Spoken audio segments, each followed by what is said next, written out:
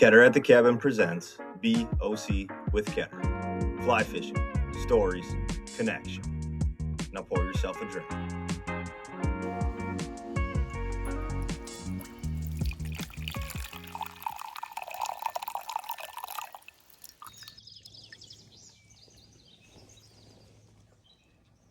All right, welcome back to B.O.C. with Ketter. This is season 2. Spring is right around the corner. I'm excited to introduce another special guest. I'll kick it on over and he can introduce himself. Hey everyone, my name is Marques Hoglund, and I am the owner and operator of 18Mile here in the Driftless. I will get into what I do and whatnot a little bit later as we move through the podcast, but that is me at a surface level right now. Beautiful. So. I love it. I love it. And as you probably know, I always start out with a little beverage talk. What are you sipping on this fine evening? I've actually got some blueberry tea with a little bit of lemon juice in it. So, Dude, that sounds delicious. Are you working a little cold? Are you a little sick? no, I just wanted to change it up from what I've usually been drinking, and most of what I've been drinking lately has a lot of caffeine in it, and at 8 o'clock at night, it's a little much. Yeah, I can echo that. I am, my wife made me a homemade latte. However, it is decaf because to your point, I could not handle any caffeine right now. So I got a little decaf latte with some homemade maple syrup. So Ooh, cheers. yeah. Cheers. Awesome. Well, cool. Thanks for jumping on. So how long have you been fly fishing, Marques? So I have been fly fishing for 5 whole years, and then this year I'll be jumping into my 6th season. So I'm excited to get it kicked off. I haven't got to fish much this year yet, so I mean, with it being April already, I would like to get the ball rolling. So, Yes, or yes, almost it's April. coming. It's coming quick. We had a couple warm days, as you're aware of, and now a Yeah. snowstorm is upon us, which is wonderful news. But I'm sure it'll melt soon. Yeah, hopefully it doesn't stick around, and Yeah, maybe dude. it'll give some streams a little flush or whatever, but That's true. That's true. we'll I see. would take a little more stained water in my area. That's for sure. Things are Hmm. pretty gin clear right now. Yeah, it makes fishing tough, but It good at the does. same So, time. yeah, exactly, exactly. So, what got you into fly fishing? What made you want to take up such a hobby? Yeah, so I started trout fishing actually just about the same time that I started fly fishing. I started as a spin guy on the Lakes Period tributaries, just because it was accessible and I had all the gear and whatever for it. And I actually worked in a combination fly shop that had like Great Lakes tackle. We had archery stuff, black powder muzzleloader, pretty much the whole nine. But the fly fishing, especially being so new into trout fishing, I was like, okay, we'll try this fly thing out and give it a go. So. Would you so that's funny. I never really did a ton of like spin gear fishing. I did like growing up as a little boy, going after crappies Hmm. and sunnies, but never got like into it past the surface level. And then I got into fly fishing and obviously was like, okay, I'm gonna take this a lot further when it comes to like understanding the knowledge. Do you find it like kind of a weird mix of like bringing in that spin gear knowledge to fly fishing, or was it kind of like a hard stop and you're like, okay, I'm a fly fisherman now? Yeah, it was kind of a hard stop, Yeah. really. It wasn't too far into my fly fishing journey that I booked a guide trip. It was actually down here in the Iowa Driftless. And after that day, I was totally hooked on fly fishing. Like everything, I wanted to catch every species on the fly, which I still do. There's so many fish I want to chase on a fly rod that just I don't get the opportunity to all that often. Yeah. So. Yeah, you bring up a good point. That is one of the things that I struggle with too. Like you get so overwhelmed with wanting to go after different species. It's like, where do you draw the line? It's like, I want to do this. I want to do that. I want to do this. And it's like, well, a lot of us have full-time jobs. A lot of us have lives. It's like, how do Right. you kind of figure that out? And it's like, I really got into trout from the beginning and never even thought about fly fishing for other species. And then I was like, well, there's a lot more out there. And yeah, recently Hmm. I've been getting into northern pike and stuff. And it's like, oh gosh, this is really exciting. Yeah, no, that's the bass and pike thing is something I really want to explore because Yeah, down here in the Driftless we have hot summers. you do. It's for real in the Driftless area, which I'm not necessarily accustomed to. being from northern Wisconsin, um, but being down here, it's like, oh, you got to give those trout a break. And with the Mississippi and all the backwaters, there's so many opportunities to chase different fish that it opens up a lot of opportunities. Exactly. Yes, and yeah, to your point, give them a break because it gets nasty hot and it's tough on the fish. It's tough on the angler. It's tough on everything. It's just like, all right, Yeah. I'd rather go sit in a boat or just go sit in some backwaters and listen to a Right. baseball game and throw some streamers around and see what happens. Exactly. But yes, Exactly. that's awesome. You'll have to if you're up in my area this summer, we'll have to go up to the cabin and chase some pike on the fly rod. You're more than welcome to join me. It's a Heck blast. yeah, dude. Heck Yeah. yeah. Awesome. So, 18 Mile Fly. When did you decide you wanted to start tying your own flies? It was basically I don't remember like a stark like, "Oh, okay, I'm gonna start tying my own flies. I'm gonna get really, really into this." And just more of like a what's the most entry level fly I could tie that doesn't take a lot of materials because I got to buy the materials and then I don't even know if I'm gonna like it. So, um, it was pretty much just out of boredom working at the shop. It's like, okay, we'll try this and get some basic materials and see what happens, and I ended up loving it, so Dude, the that's rest was kinda incredible. history. Was it just like a little squirmy wormy or was it just something simpler? Uh, it was pretty Roughly simple. close. It was a red San Juan worm. Yep, Hey, perfect. It's a great yep, fly. tied on a number Works 4 works any octopus time of hook. the year. Did you really? Yeah, yeah, the Dude, thing was that's giant. I love it. Did you take it out and try to catch a fish? I never did, no, I that was one where I cut it apart and was like, "Okay, we're gonna move into some other patterns that actually fish." Order some hooks and some beads and get what we need to get some good trout flies. There you go. Hey, I got a challenge for you. You should try to repeat that first fly the best you can slash the worst you can and go fish with it and see what happens. Yeah, that's a good challenge. I'd totally That be is. up for that. You dude, you should absolutely do Totally. that because I guarantee it'll catch you a trout in the driftless. Yeah. Yeah. That's awesome. Especially, I mean, April is our wet, dirty water month, so Absolutely. be It'll work. perfect. So 18 Mile Fly, where did you come up with the name? So the name came from one of my favorite watersheds that really got me started, and really exploded my interest in fly fishing. So for anyone that wants to really know where this is, the White River watershed it's got a bunch of tributaries. It's 20, I believe it's 26 miles of trout water, and then it enters or it dumps into a reservoir, and then below the dam, um, there's another 20 or so miles of migratory water that gets steelhead, coho, chinook salmon, walleye, sturgeon, and a bunch of different suckers throughout the entire season. And it's got northern pike in it too. So it's crazy below the dam. But Okay. no, Yeah. off of that system, there was one stream that I decided, okay, we'll try this one just as I was poking around exploring in the very beginning, and it happened to be a little creek called 18 Mile Creek. So kind of stuck with me, and it's my home essentially of never forget where you came from Dude, even that's if you move incredible. around because from there it would have been basically the same year I started 18 Mile Fly. That summer I moved to Cook, Minnesota, worked a summer Mm, on Lake Vermilion, did you? and then I was in Duluth, Minnesota for the 2.5 years after that. So I fished a lot of North Shore brook trout, and then the fall and spring runs on the Brule, of course, because what does a guy from Duluth do but fish steelhead on the Brule?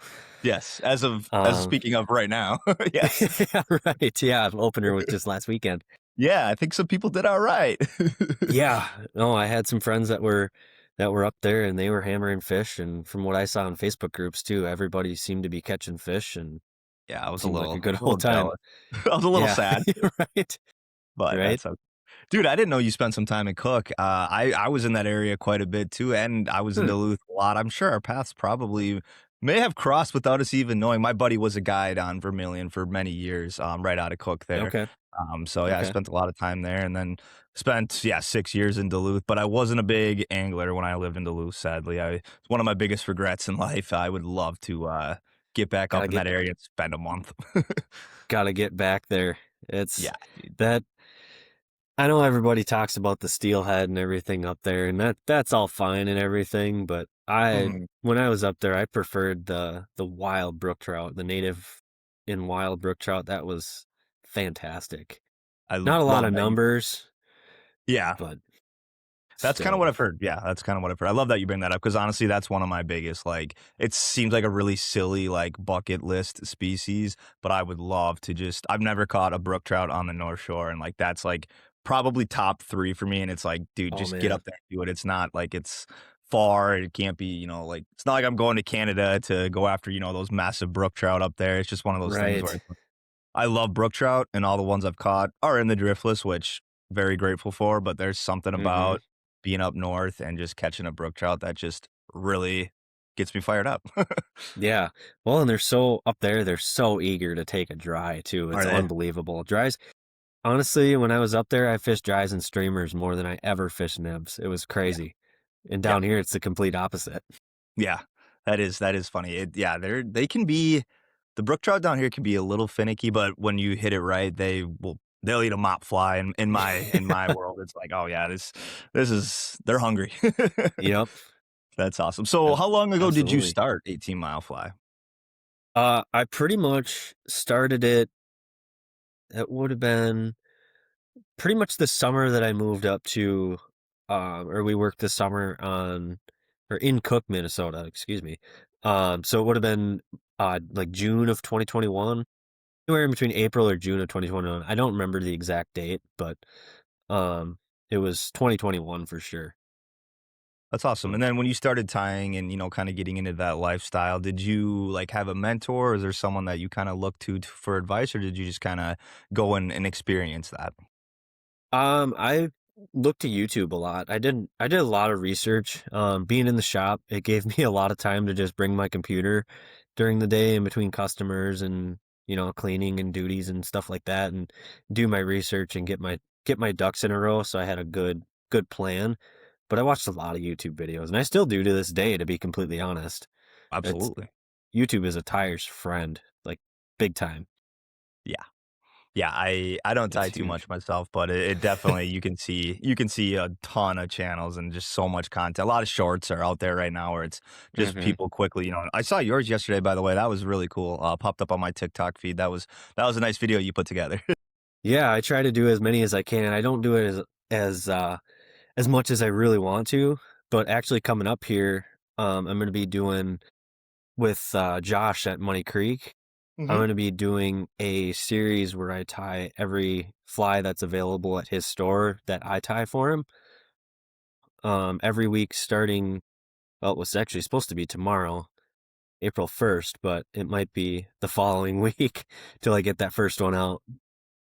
But no, that'll be a cool series that I'm starting up, and Yeah, good so for you. definitely I watch love out that. for that. Yes, I will. I love watching those. Like, yeah, the camera work and everything you did was very good. It was very well put together. So kudos. I'm I looking forward appreciate to that, that. man. Absolutely. Appreciate it. So when you get down, you sit down at the vise. Like, what inspires your patterns? Is it bug driven, confidence flies, trial and error, time of the season? Like, where does your mind kind of go? Um, to be completely honest, I fish a lot of patterns that have kind of been proven, for many years, or even new ones. So it's a lot of waltzes.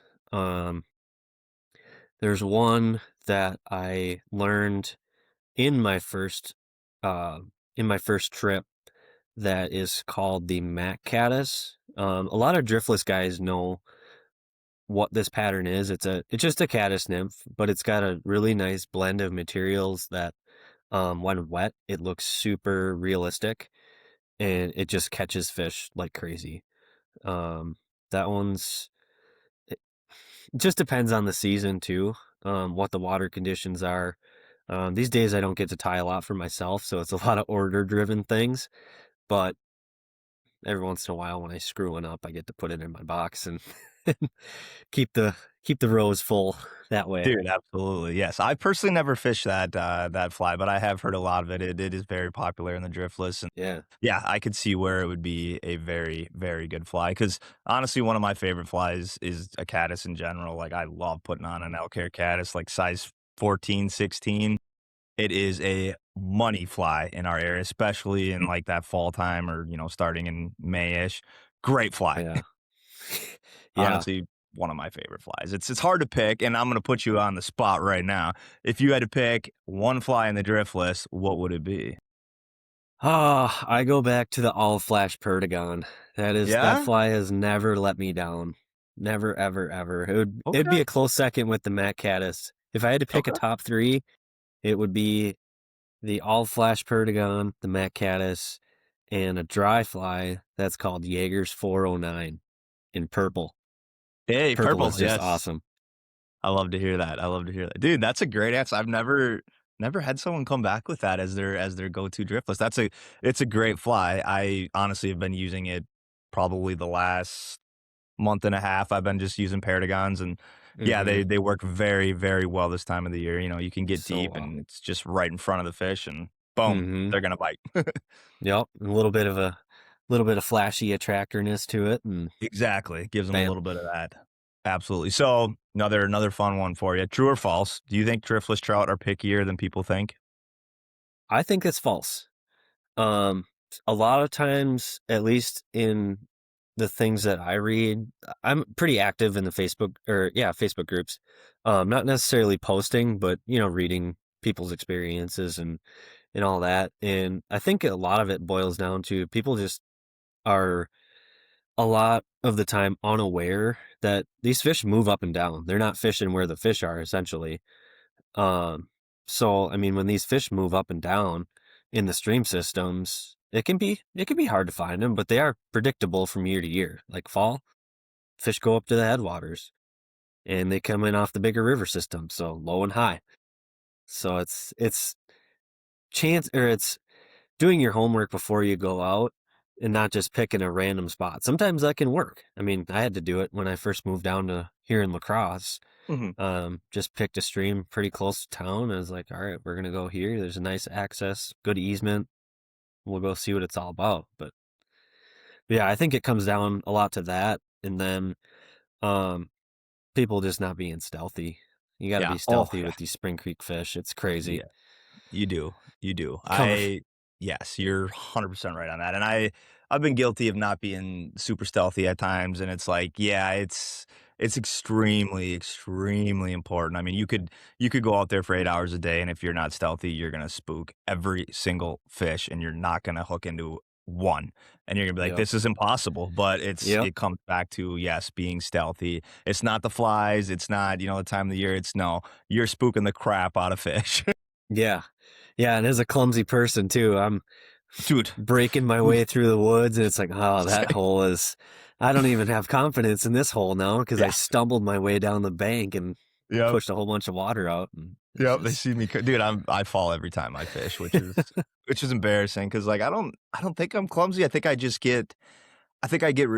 get really excited where I just kinda, like, just don't, like, think things through, and I'll walk right over a rock or something, and it's like, Hmm. "Take a step back, buddy, just breathe, just calm down," and it's like, yeah, I fall a lot, and one of these times, it's gonna be probably not good, so I gotta work on that. Yeah. Yeah. You kind of put the horse blinders on Exactly. Yeah, and all there you that. go. And I love that. Next video, you're gonna see me just out there in the driftless, just yeah, those just fish will fine still be tuning. there when you get up there, even no matter how Exactly. long it takes, they'll still be there. Oh, I love that. No, that's a great answer. I would agree with you. I think, I think people and me too, when I first started, fishing the driftless, I was so concerned about the right fly, the right size, the right color. I was so caught up in that, and don't get me wrong, that is very important, but at the end of the day, there's so many other factors that you gotta make sure are correct, and then you can look into that, but, like, man, you could go out there pretty much any time of the year and, stick to your favorite nymph, your confidence nymph, and if you're doing most of the other things right, you'll probably get a bite, and it's like, "Okay, then you can piece everything together and kind of really figure out how to own it on an area. And that's what makes a driftless really hard and really special at the same time. Yeah, absolutely. I completely agree with that. That's once it always seems once you get them dialed in, it's like, okay, I can pick this pocket and that pocket, and they're going to be behind that rock and in front of that seam, and it's like, oh, this is fun now. Yep, Here you we start to go. feel like you're just like a pro out there. You're like, "Yep, I know Yep, there's gonna be a fish right here," and yeah, that's all part of it, and like, to your point, it's putting in the time, it's putting in the work, it's going to places you might not be comfortable, and you show up to this creek, and it's like, "I don't know where to start, but I'm gonna go," and that's just how you yep, start to learn, and I think that's a great way to learn. I mean, you're only gonna get better by making mistakes, having success. They all come together to make you a better angler, and it's a great feeling. absolutely, So, you absolutely. started tying flies Oops. and then you obviously enjoyed it. So what pushed you to start wanting to sell your flies? I think it would just was that I saw flies online on Etsy. I was like, it's free. Might as well throw a few on there, take some nice pictures, and throw a few on there, and bang, I got a couple orders. The first year, I only got like 3 or 4 orders, and one of them canceled. So I was like, oh, really slow start. But once it started to take off, it seemed like it took off all at once. But Etsy was definitely a good start because I mean, Etsy too, it allows you to run some ads and it gets your product in front of people. Um, but the only downside is that their fees are astronomical. But to start out, I mean, to take a shot, you don't have to invest in, website and Yeah. all that stuff. It's like, oh, give it a shot. Like get your feet wet and get your foot in the door and then maybe it'll take off. Just tie good bugs, take good pictures and the rest you can manage. Yeah, no, absolutely. Etsy is a great platform. It's good for anyone who's trying to, yeah, push any kind of product. It is a good Mhm. place to start. I definitely agree with you on that. So, what's been the biggest challenge, would you say, starting, your fly tying business? Is there a couple roadblocks you've run into? Um, Knowing what to have in the catalog is definitely a hard thing because everybody wants something a little bit different. Like us being from the Driftless, we're hippie stompers and scuds and leeches and things of that such, caddis patterns, and those guys out west, they want squala stoneflies and size 27 or 26 midges, and it's like, oh, to cater to everyone, it's like, oh man, you can only tie so much during the year, and having that catalog be tailored to get somebody's attention in anywhere in the country or anywhere in the world, to be completely honest. I've had inquiries from different countries and haven't sold to different countries yet, but um, to have people's interest from anywhere in the US, it's a really wide range of flies and there's millions of patterns out there now. So it's like, it's crazy. You could drive yourself mad trying to figure out what your catalog can look like. Yeah, no, absolutely. I never even really thought about that because yeah, you're obviously selling to anyone who's interested and yeah, I mean, if you got, folks out west and stuff, that's gotta be I mean, like, have you personally, like, fished out there ever to kinda get that, like, experience of what they're looking for? Or is it just something that you learn? It's like, "Okay, I want a squall fly. I'm gonna study this. I'm gonna make it right," or do you have that kinda connection with it? So my wife and I fished out there in 2022, I'm pretty sure. I think it was 2022. We took a trip. We usually did Christmas out with her family, and her brother lives out there and whatnot. We got a day that we were able to go down into Cheeseman Canyon on the Mhm. South Platte River, right over by or right past Deckers, a little bit upstream from Deckers. And we did it completely wrong as newbies, but uh, I wanted to do it my way and I should have done it the correct way, but that's different story for a different day. That's the But angler in you. yep, yep, I absolutely. totally feel you on that, man. But no, just the flies and the rigs and the just the activity in general out there. It's a different world. But It if is. I were to do it again, I would tie some more specific things and fish exactly how those guys fish out there because it's Yeah. totally different than here. It is, it is. Would you say the majority of your flies that you're selling, do they end up in the driftless? Are a lot of your customers from the driftless region, or are you starting to see it kinda spread out?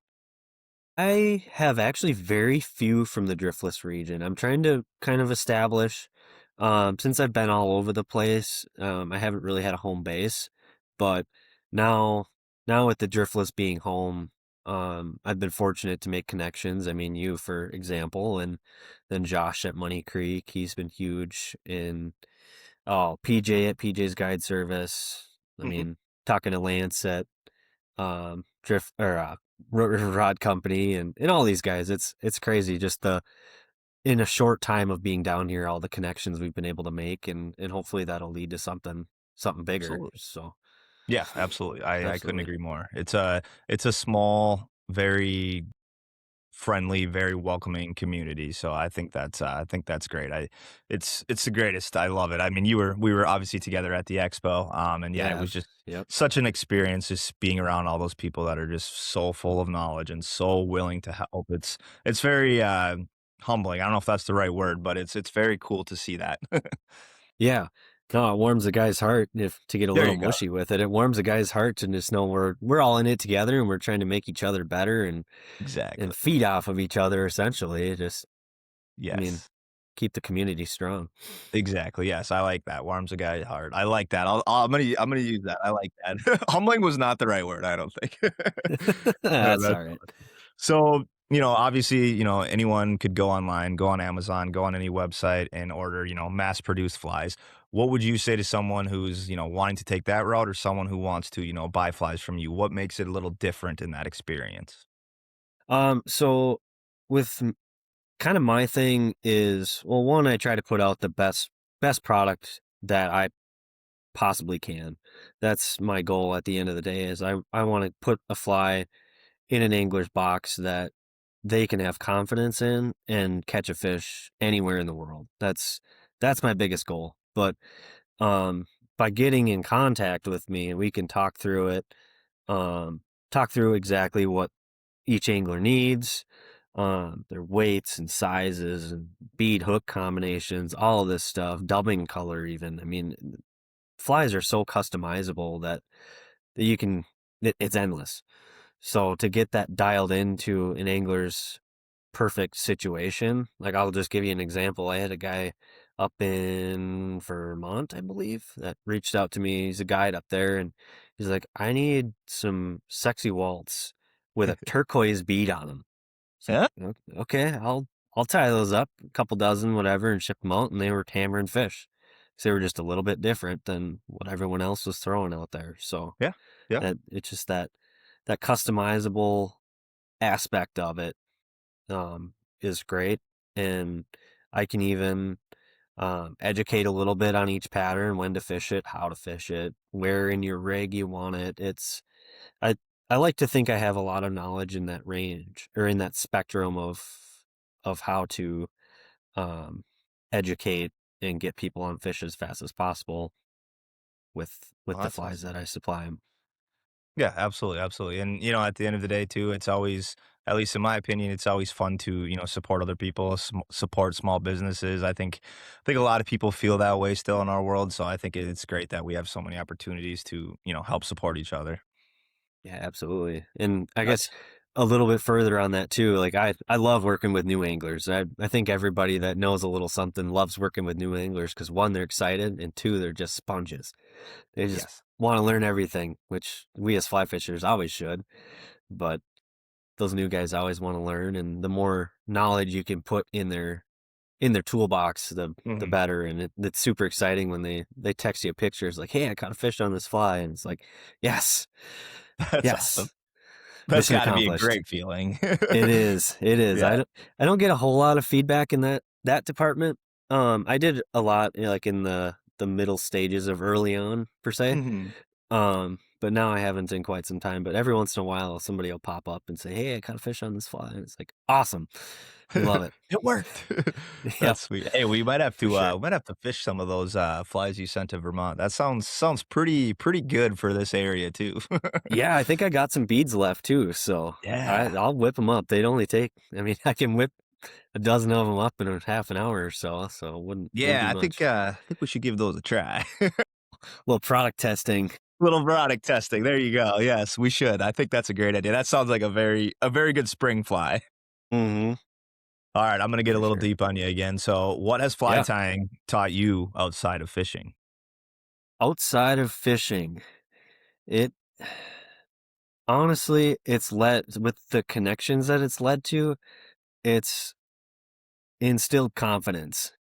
So confidence to, go out and talk to people about your product, kind of sell your product, and learn to be patient when, the opportunities aren't necessarily there, which I've been fortunate to have a lot of opportunities so far, which is great. But um that confidence to just keep going, keep innovating, and keeping your head up even when it's 11 o'clock at night and you still got 2 dozen flies to tie.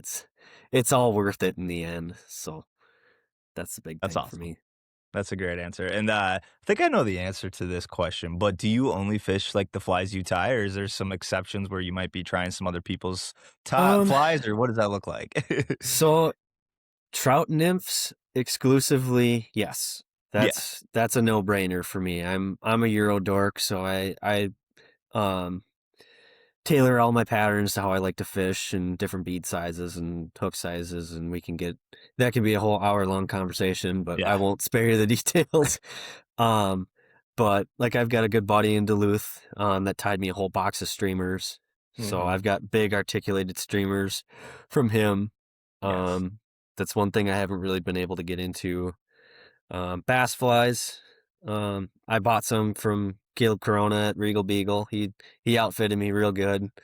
I'll pick up some. It's a lot of streamers and dries, stuff that I'm either not feeling like tying or either just don't have the materials for, and it's too expensive to get the materials. Trout nymphs, which is the majority of fly tying that I do, or in fly fishing, definitely 100% all hand tied by myself. Yeah. So, That's awesome. That's gotta be a fun feeling too when you're just, hmm out on the water and something's working great that day, just knowing that, you literally put your hands on that and made it from scratch and, got it to literally trick a trout. Like, it's gotta be a good yeah. feeling. Yeah, then on the flip side of that, when you fling it into a tree, it's like, "Ah, I need 10 minutes to tie one more of those." It's like Yeah. That brings up a good point. but I'm sure you've heard this saying 100 mhm, times, and I hear it all the time too. Do you actually think tying your own flies saves you money in the end as an angler?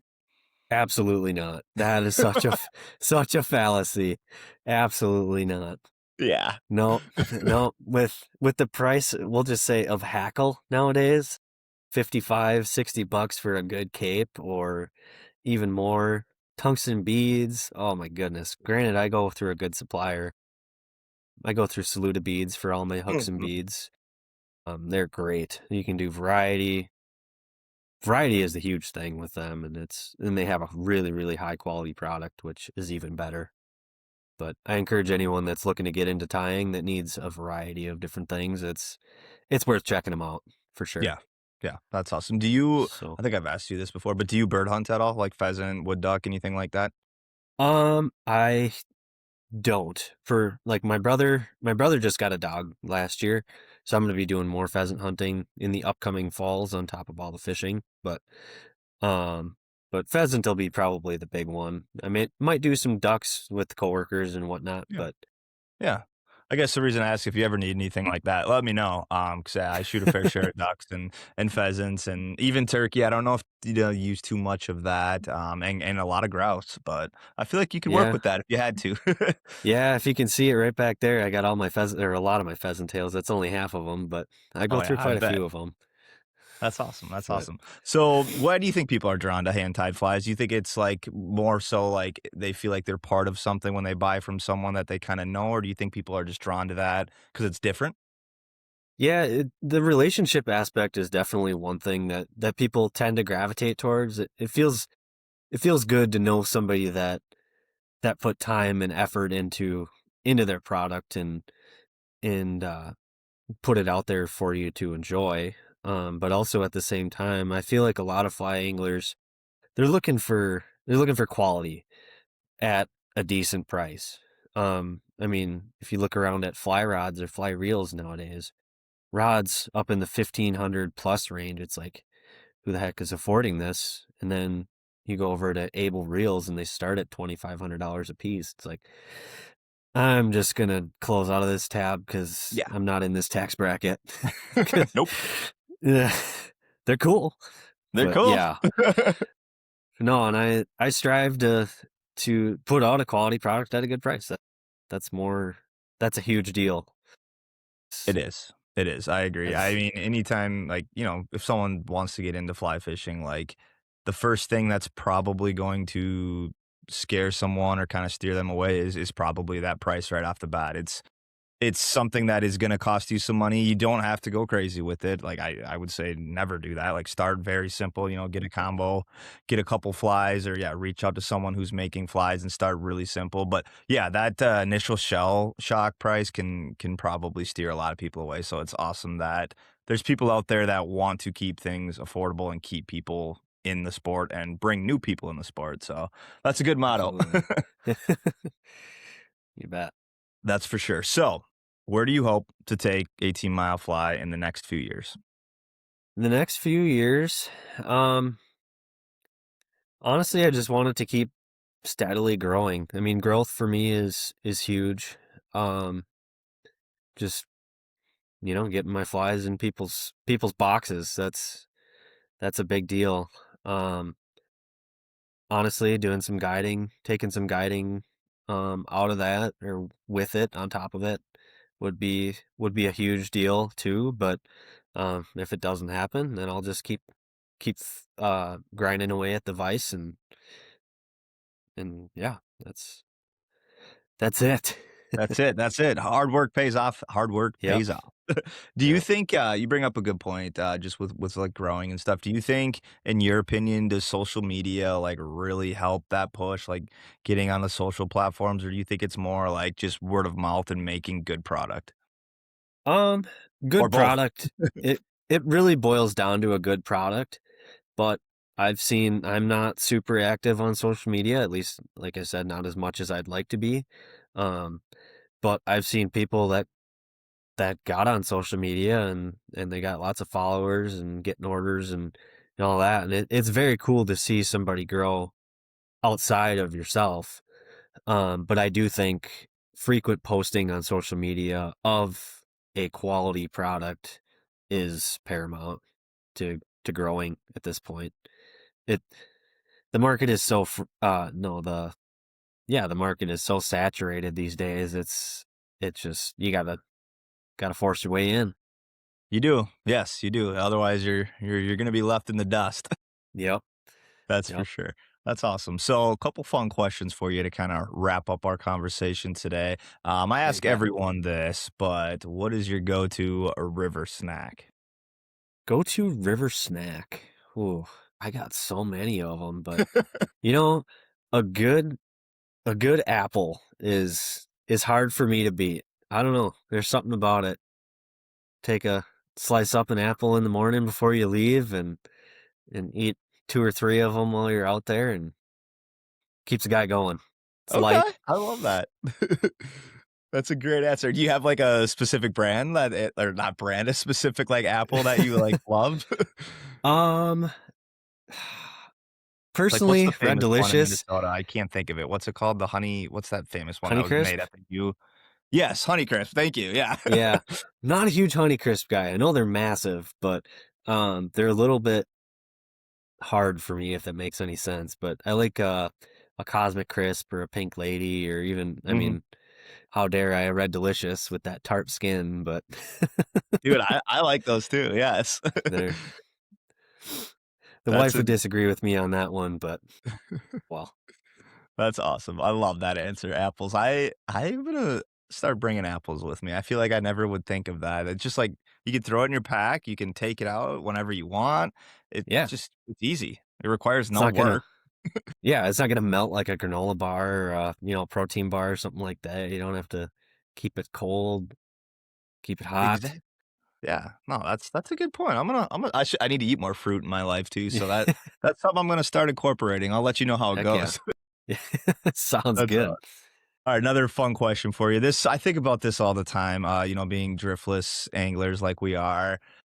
And I don't know if I have an answer to this, but what is your favorite species of trout in the driftless? Is it brook trout, rainbow, or brown trout? It's a tough question. Well, for Or me, tiger it's if you're pretty getting cut. into that. I don't know if you've ever been lucky enough, but I have not. I haven't caught a tiger, and I guess I'll go through all three of them, Yeah, or do it. all four Do of it. them. Have never caught a tiger. Um, the brook trout are special to me because I caught one on my first trip ever fly fishing in a stream that really doesn't have them. So I feel I always cherish the brook trout. They're such a fragile fish um that I do cherish them, and it's a special moment every time I do catch one. Granted, that's only been 3 times here in the Driftless, but um, and the rainbow trout, um, I don't I don't know why I'm not a huge rainbow trout guy. Yeah. Granted, a lot Stop. of them I catch in Iowa and they're Yeah. stocked, Yeah. but I came from up north in northern Wisconsin where, the lake run, the Mhm. steelhead, and even some of the resident rainbows. I just wasn't a huge fan of them. They fight hard, but the They brown do. trout are by far my favorite. I, Yeah. they got a special place. They fight hard. They're aggressive, territorial. They're beautiful. They're Beautiful. just Yes. I would agree with you. Yeah, brook trout always have a special place. I think all anglers kind of just have that soft spot for brook trout. Mhm. But yeah, there's just nothing like a big mean brown trout. They're just so fun, especially in the spring and get some streamer Yeah. action going and they're aggressive and they're just Yep. gorgeous too. So I would have to agree with you on that. And honestly, I don't catch a lot of rainbow trout. There's not really a lot in the area that I go. And if it happens, it happens, and it's like cool to kind of have that little switch up. But it's Yeah. definitely the least amount of trout I catch by a mile. Yeah. Definitely. Well, Yeah, I guess they're second, but brook trout. Brook trout are by far my least right now, but we'll maybe change change that. that. Yeah, we'll change that. You come on up, spend a weekend up in this part of the world, and I'll take you to some of my brook trout streams. We'll have some fun. Heck yeah. Maybe during hopper season, that'd be a blast. Dude, yes. Oh, yeah, hopper season, just any terrestrial really, like oh, dude, they will go absolutely bananas. It's a fun time. Yeah, That's awesome. So, for very sure. good. Awesome conversation. Where can the people, find your work? So I am on Instagram, Facebook, TikTok, and I have a website. And you can find me on Etsy. And even farther yet, there's a store or a website with a guy out of Colorado. It's called Check Your Flies, and I sell a lot of my patterns on there as well. So I'm kind of everywhere, but um, preferably definitely my website. That'll give you the most information and ability to reach out. If you have questions or want to build an order or whatever, it just get in touch and maybe just want to go fishing. I'm good with that too. So, I love but my socials are good too. All at 18Milefly, spelled out. So, Awesome, so awesome. that's Perfect. yeah. Any other shout outs, any other closing thoughts you wanna sneak in?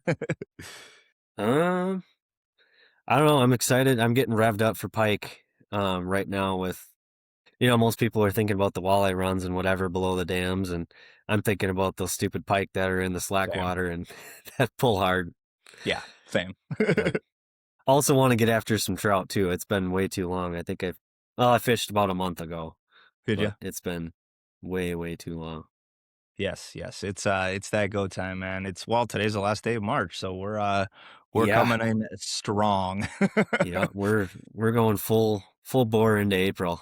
That's for It's sure. That's for sure. Awesome. Well, I want to thank you for jumping on. It's been great to have you come on and chat. It's been fun just getting to know you from the expo and kind of getting our relationship and journey forming from there. So thanks for taking the time to come on. Yeah, thanks for the invite. We've been really fortunate to connect here, and I can't wait to Yeah, see where things go and maybe some future projects. Wink, wink. absolutely. But